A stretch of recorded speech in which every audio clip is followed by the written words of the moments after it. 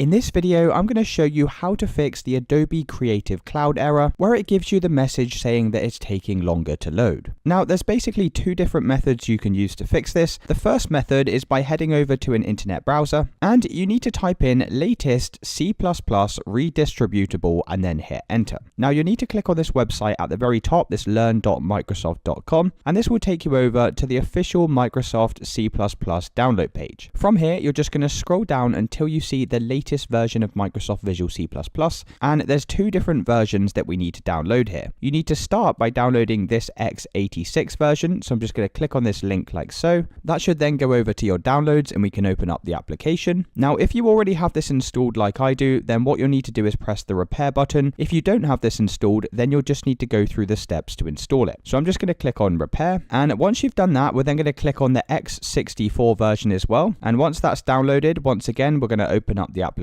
and once again you need to select to either install it or to repair the application. Now, once you've gone through both of these steps, you can then check to see if the Adobe Creative Cloud is opening. If it's still not working, the second method to fix this is by heading over to this website here. Now, what I'll do is I'll leave a link to this in the video description so you guys can come directly over to this web page, and then what you need to do is scroll down until you see the download section, and I'm just going to press download for Windows. Once it's downloaded, we're going to open up the folder, and then we're just going to double click on this file, and that should pop up with this window here, and you need to click on the repair button to repair the Adobe Creative Cloud app. Now, once that's finished, that should have solved any issues you were having with Adobe Creative Cloud. If you did find this video helpful, then let me know in the comments below, and I'll see you in the next one.